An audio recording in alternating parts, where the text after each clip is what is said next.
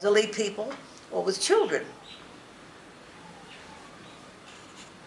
So shall I tell you what my function was?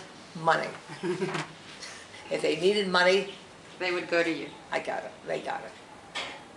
Because I came down with it, and that's what I wanted to do. Ah, okay. If they ever needed anything, to give anybody an operation, or they needed something, they got the checks. And what year did you come to San Miguel? In 1986. And how did you learn about Patronato?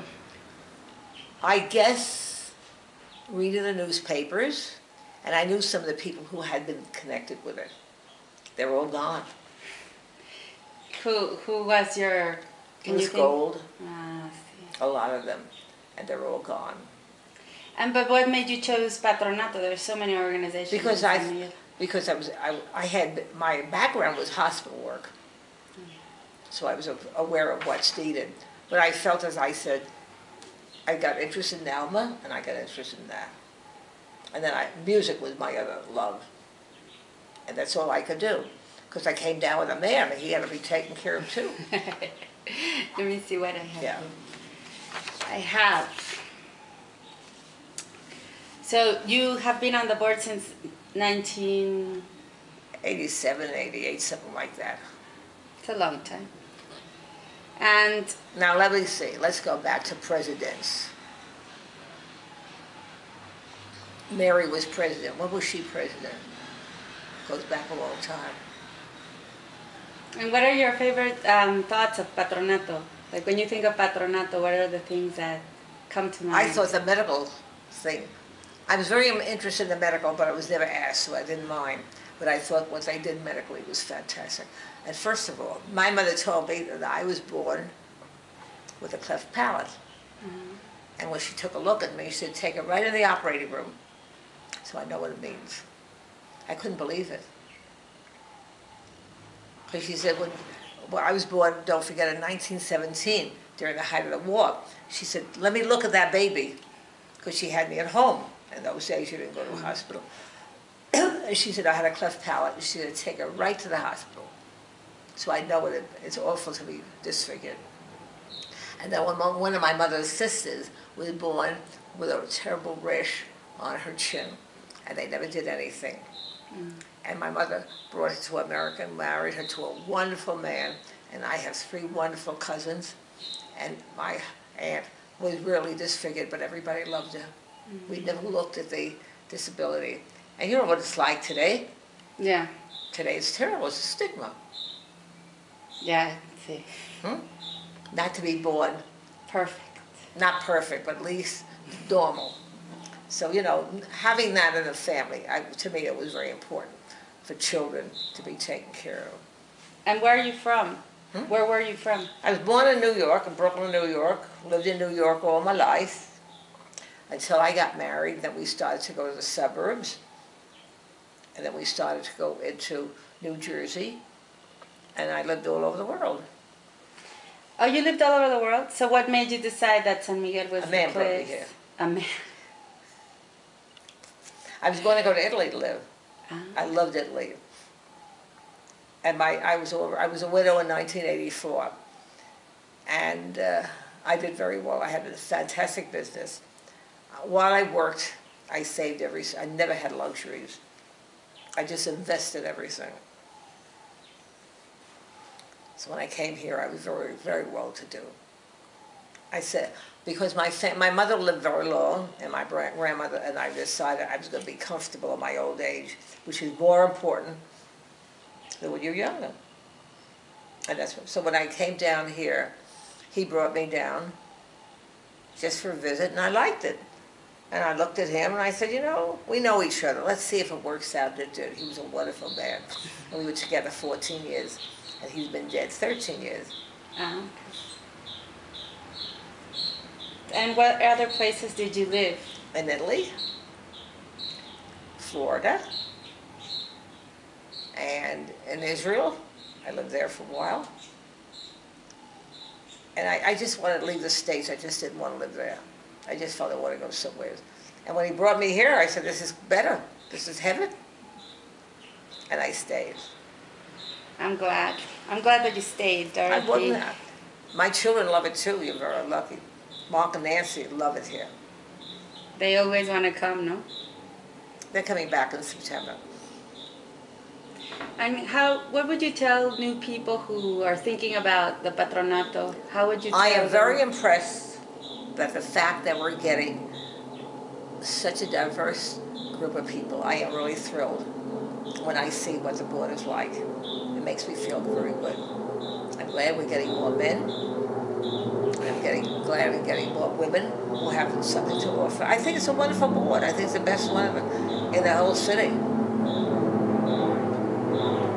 And what would you tell people who are thinking about maybe helping the Patronato, maybe not being part of the board, but how would you invite them To help us in every way we need it. We don't have what we had years ago. which was? People who used to donate a lot. It's getting harder. It's getting the same thing in the States. It's getting harder. And that's what we need. You can't function without money. No. That's what you may have the people who volunteer, the doctors and all, but it's not enough.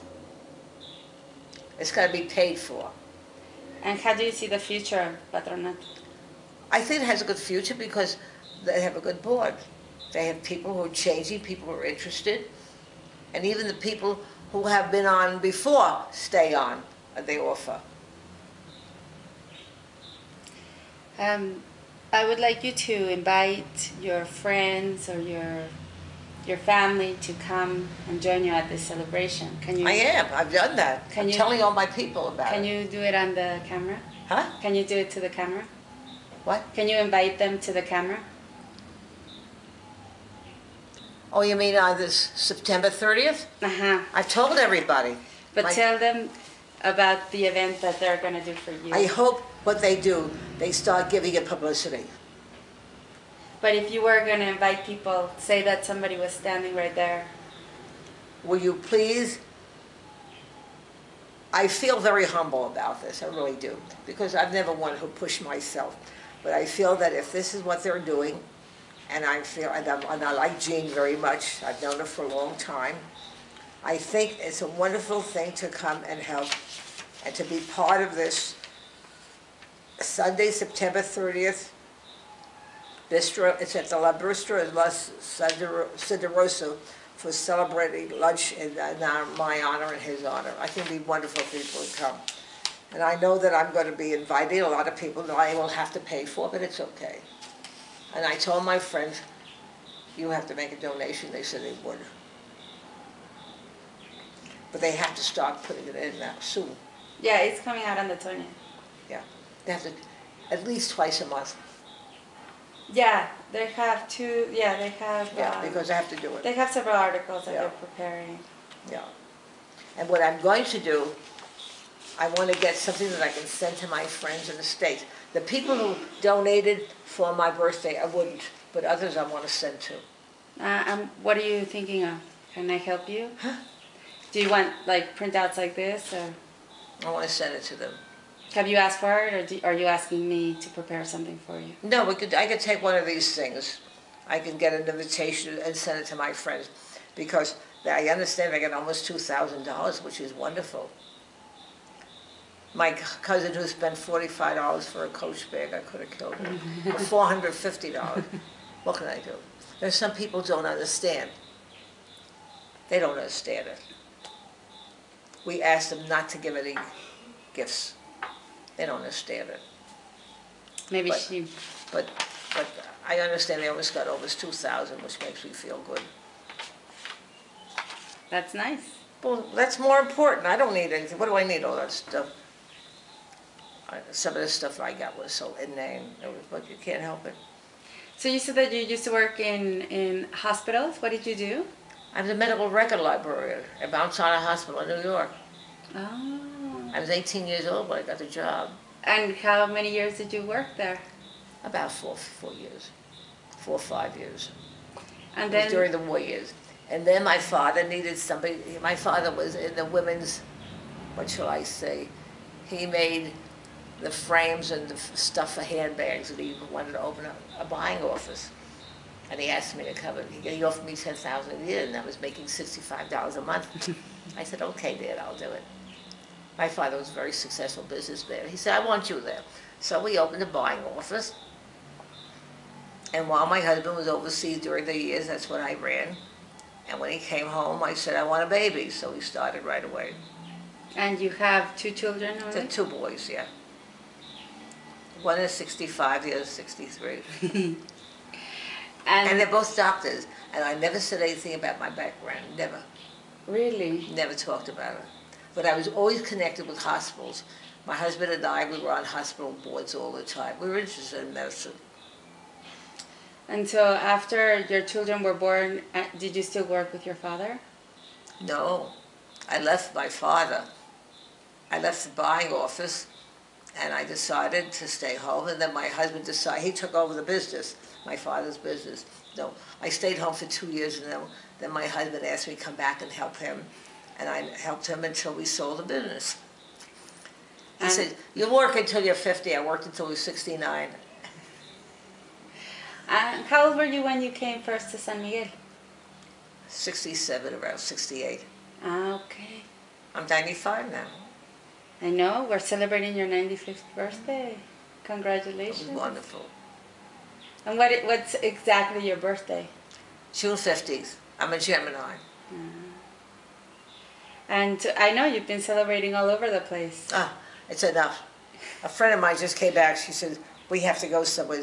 I said, stop it already. It's enough, enough, enough. We'll do something later. I have a lot of friends here. When was I? When I was 85, Mary gave me a big party. At their place. It was beautiful. 10 years ago. She's not active now. They're busy. She's busy with a grandchild, right? She's all excited about it, I know. And so, are you planning to stay on the board for more time? If they invite me. I keep telling Jane, you don't want me, you got other people. She said, they want me. I said, why you? I enjoy it. If I can offer anything, I enjoy it. It gives me some, I really feel good. So, let's keep you on until you're 100 and then we'll let you retire. If I make it. My granddaughter gave me 100 candles. She said, Nana, I want them all lit up. I said, stop it. We'll see what. She gave it to me when I was 90. So we'll see what's what. Who knows? But I want to know a little bit about your experiences at Patronato. It's always been good. Whenever they asked me to do something, I did it. And I felt very good because if I say something, they listen. And lots of things that I feel we have the board, like if we have to do something, we have to give. And also, you know, when you do go on a board, you're supposed to spend some money. It's unfortunate, but that's part of it. You don't have to spend a lot, but you have to do it. I feel very good. I think that the Monte Carlo night was very successful because they had a wonderful cocktail party before. And it sort of did something. When I heard him say, will somebody help with the hors d'oeuvres, I said, oh no, we can't do that. So I called Patsy, and I said, Patsy, are you available? She said, yes. That's when I called him, and I said, I'll do it. You have to. You have to do it right.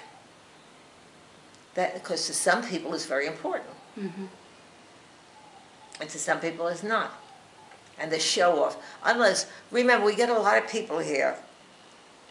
I say everybody reinvents themselves that comes here. A lot of people who've been in business and grew up comfortable and came from a home where they gave and they did and all, sees these things. But a lot of nouveau riche don't do those things, you know that. Mm-hmm. A lot of people, it's a show, and I don't feel show is important, right? It's not important. And we're getting different people here, and they have to understand. See. You can volunteer, you need a volunteers, people to do things for you, but you also need the wherewithal. And yeah, and now it's